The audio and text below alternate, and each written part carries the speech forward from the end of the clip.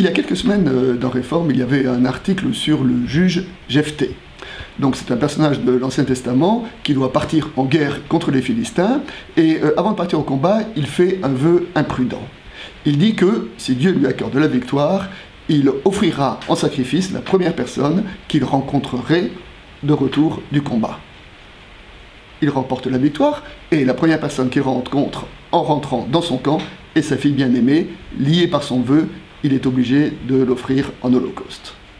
Les commentaires disent que Jephthé aurait pu être relevé de son vœu par le grand prêtre, c'est prévu dans la Torah, mais qu'il ne l'a pas fait, car Jephthé pensait que c'était au grand prêtre d'aller à lui, alors que le grand prêtre estimait que c'était à Jephthé d'aller le trouver.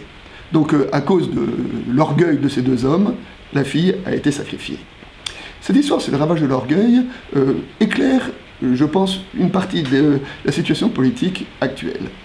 Je sais bien qu'il faut se méfier des sondages, mais enfin, qui, il y a encore quelques mois, aurait pu imaginer la simple possibilité d'avoir un second tour aux élections présidentielles sans le candidat du Parti socialiste et sans le candidat des Républicains?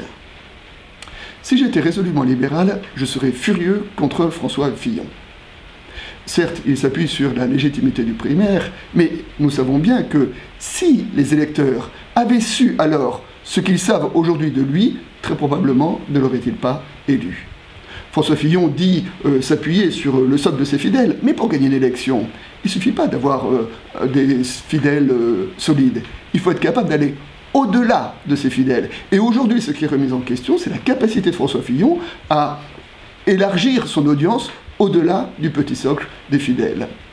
Et donc, les options qu'il défendent, les options politiques, économiques, risquent de ne pas être au pouvoir, parce que, justement, il se cramponne à son poste. Il est un peu comme un capitaine qui préférait couler avec le navire que de voir le navire poursuivre sans lui.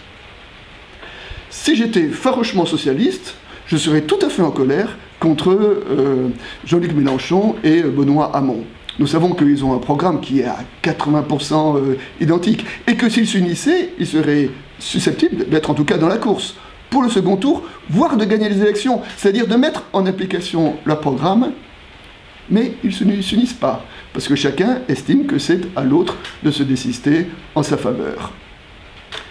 Je ne suis ni résolument libéral, ni farouchement socialiste, j'essaye modestement d'être théologien, et vu avec un regard de théologien, le but de politique, ça a deux fonctions.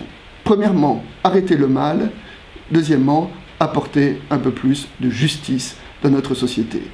Alors, ce programme, c'est à partir de ces deux critères que je choisirai mon bulletin de vote. Ce programme peut paraître modeste, mais notre monde a tellement besoin de justice.